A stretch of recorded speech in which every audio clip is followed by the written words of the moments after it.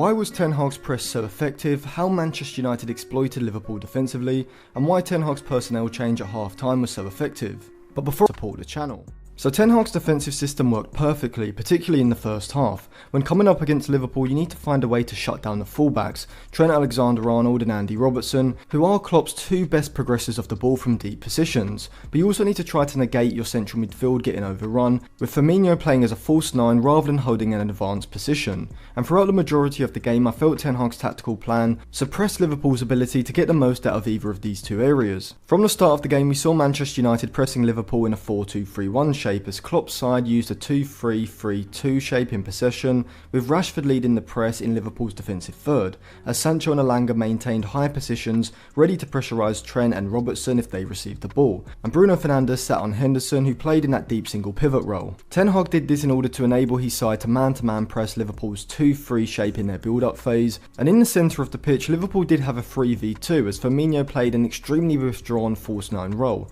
dropping between McTominay and Eriksen, with Harvey Elliott and James Milner pushed up either side of those two. Salah and Diaz would hold their width in the attack, with Diaz inclined to drift more into a central position when Firmino vacated that area. Now the idea behind this tactically was right from Klopp, so I can see what he was going for, trying to progress the ball through the centre of the pitch and into the final third, with Elanga and Sancho in advanced positions creating a 3 behind Rashford in order to press Liverpool high up the pitch. This left space either side and between United's double pivot. The issue for Liverpool was that they couldn't play out of United's frontline press, and this was firstly because of the man-to-man orientation, which allowed United to apply pressure to a player receiving the ball almost instantly, and secondly because United's press was extremely well coordinated, with each player moving tight to their man as soon as the ball was shifted across the pitch by Liverpool. An example of this was down the flank on the left side. When the ball moved out to Robertson, Sancho would initiate the press, which would act as a signal for Dalot to squeeze onto Diaz, which meant that if the ball did go down the line to the Colombian, Dalot's immediate pressure would stop him being able to turn with the ball. Fernandes would squeeze onto Henderson and McTominay onto whichever Liverpool player was stationed in that left channel,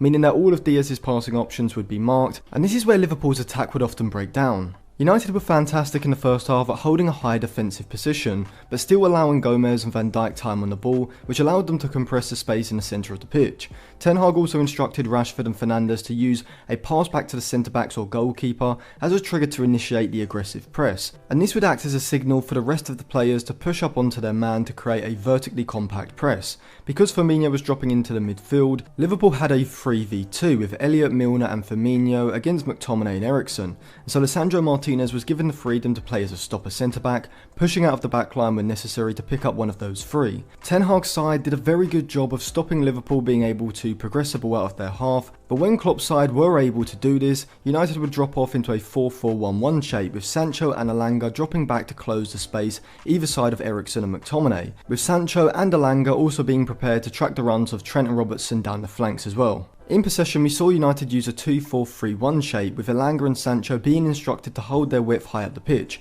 as Bruno Fernandes sat between the lines in behind Rashford. Eriksen was being used in that deep position alongside McTominay instead of Fred, who had partnered McTominay in the opening game against Brighton. Over the years, we have seen Klopp deploy a narrow 4-3-3 out of possession, where the two wide forwards either side of Firmino would retain a high and narrow position. This would make Liverpool's pressing shape very horizontally compact, and with the backline pushing high up the pitch as well, this would lead to Klopp creating a pressing shape that was both horizontally and vertically compact. However, in this game we saw the two wide forwards, Diaz from the left and Mo Salah from the right, playing deeper and wider, creating a midfield 5, giving Liverpool a 4-5-1 defensive shape. Now maybe Klopp went for this in order to close off the space on the flanks for the fullbacks and force United's centre-backs to have the ball, but I think it actually stemmed from Ten Hag negating Liverpool's ability to counter-press. We saw this against Brighton, but in particular against Brentford, where United attempted to play out from the back, and because they don't have the players in those deeper areas who are comfortable playing out under pressure, it was just setting themselves up to be counter-pressed. Brentford did this through pushing Jensen onto Eriksen, and this did lead to Brentford's second goal, but both Harry Maguire and David De Gea also showed their liabilities in this phase of play. And so I think Ten Hag made the correct call, instructing United to go long in the defensive third,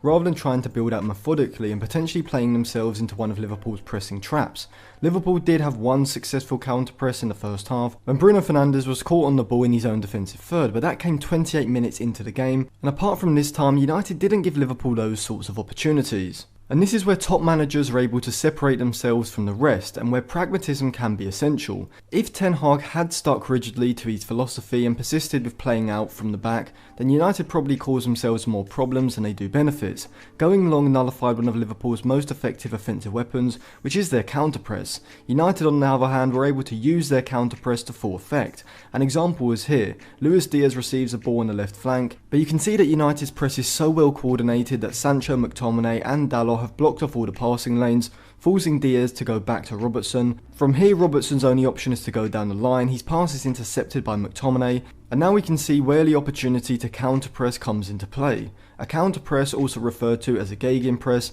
basically just means that you use the press as an offensive weapon. You press to win the ball back in the opposition half, as Manchester United did here, and rather than looking for a sideways or backwards pass to retain possession, the players are instructed to immediately look for a direct vertical ball, in order to take advantage of the opposition side being stretched and out of their defensive shape. And this is what United did here, with McTominay actually pulling off almost a perfect pass, finding Bruno Fernandes' forward run, who works in tandem with Rashford. See, if Rashford had also looked to make a movement in behind the Liverpool back line, then this would see Van Dijk drop off, but instead Rashford looks to receive the ball to feet, which keeps Van Dijk high, and because Liverpool's centre-backs have been pulled apart in possession, there is a massive space between Gomez and Van Dijk for Fernandes to run into. He makes a run and the pass is slightly overhit, but Fernandes is just able to get there before Joe Gomez, turns the ball perfectly into the path of Elanga, who should score, but his side foot hits the post, and this was a chance that you would have felt that United would regret not taking later on in the game. However, United did eventually get the opening goal, and it came from some intricate play down the left wing.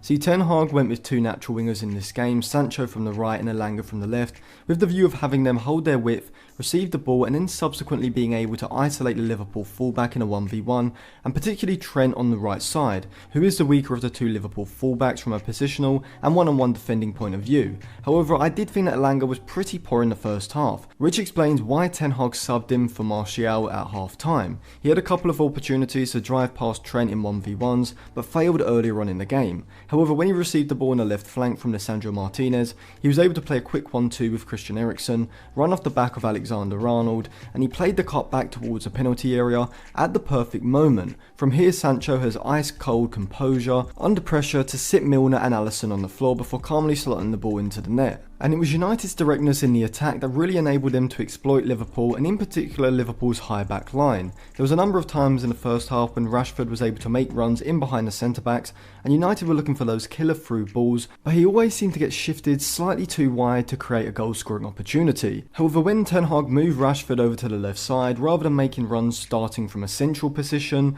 that often led to him running into a wider position to receive the through ball. From the wider position, he was able to make a diagonal run into a central position, giving him better goal scoring opportunities, and we saw this with the second United goal. So Liverpool moved the ball out to Alexander-Arnold on the right side, who really was Liverpool's only real outlet to progress the ball into United's defensive third, via his deep crosses or long passes, but despite this he wasn't very effective. He plays a long aimless ball that Varane wins easily, heading it out, and eventually Henderson's poor touch knocks the ball into the path of Martial, and Van Dijk overcommits, allowing Martial to race forward with the ball, and from this position United are completely at the mercy of the United attackers. The extremely high backline gives Rashford plenty of space to run into, and because he's running at an angle towards goal, when Martial plays that pass, Rashford is now running straight on goal with a 1v1 against Alisson, and he, like Sancho in the first half, has ice-cold composure and slots it past Alisson to give United a 2-0 lead. What United did well in the second half was that rather than dropping off into a deep compact defensive unit, which a lot of sides do, and allow Liverpool to work the ball out of their defensive third easily,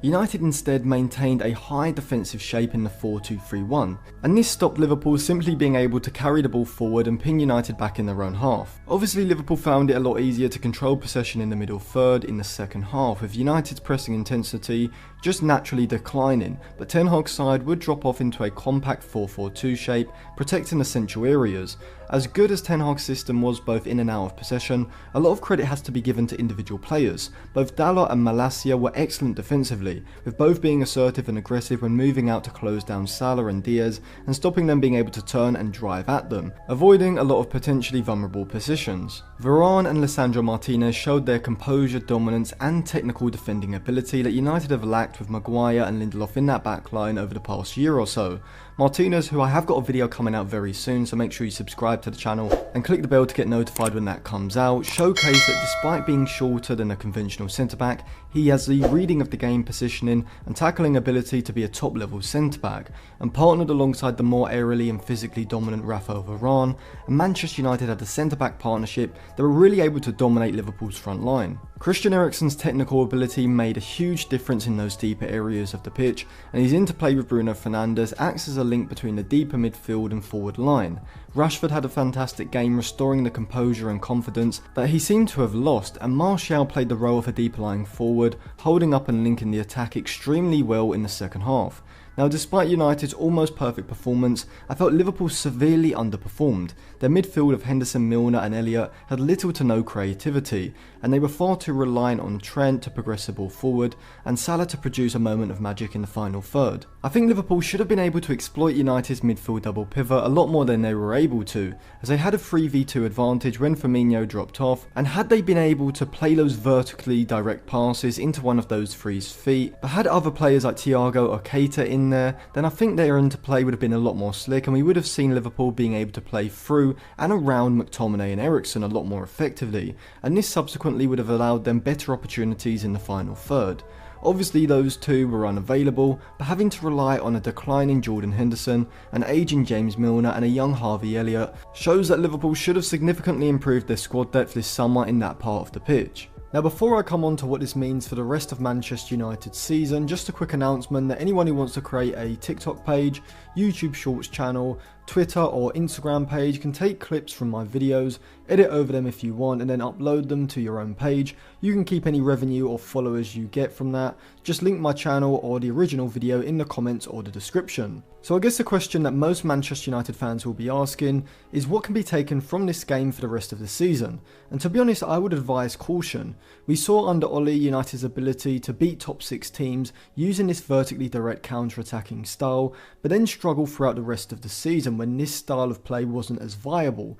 against lower block sides who would look to frustrate United and put the emphasis on their creativity from deep rather than their creativity further up the pitch. And this would be my concern. Not every team is going to play as high as Liverpool did, and so United can't rely on Rashford, Elanga and Sancho having the space in behind to exploit. Not only this, but Liverpool having 70% possession and United using a counter-pressing style involving a more direct style when in possession meant that the likes of McTominay, Eriksen as well as the fullbacks and centre-backs weren't required to break down a deep defensive unit as they faced against Brentford and Brighton in the previous 2 games. Despite Scott McTominay having one of his best games in quite a while, I still think he has no place, certainly in the starting 11, and almost certainly will be replaced by Casemiro, who I think will drastically transform United's midfield, making them a lot harder to play through in the centre of the pitch. I did do a full video analysing Casemiro's signing, so I'll leave that linked in the description, but just from this game, when you look at United's front four pushing up, pressing so aggressively in the opposition's defensive third,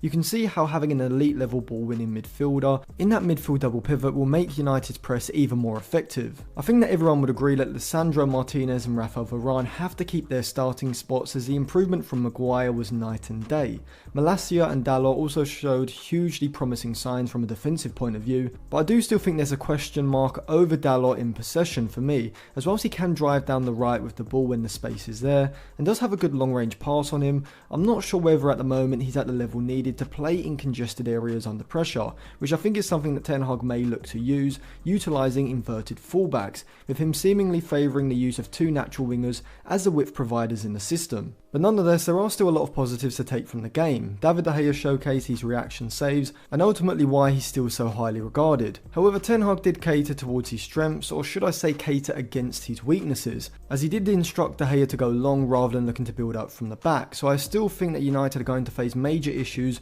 when they revert to Ten Hag's usual possession style, as even with the addition of Casemiro and the removal of Maguire and Shaw from the side, United still lack a midfielder in the mode of a Frankie de Jong, who can be that top level press resistant regista in the build up phase, which I do think is the key to United being able to fully instill Ten Hag's style most effectively. But overall, a tactical masterclass from Ten Hag against Jurgen Klopp, and it's got to be United's best performance in probably just over a year or so. So thank you for watching, give the video a like if you enjoyed it, put some constructive criticism in the comment section below, check out some of my other videos which will be linked in the description, subscribe to the channel and click the bell for more videos, and follow me on Twitter and Instagram for more content as well, those will be linked in the description as well.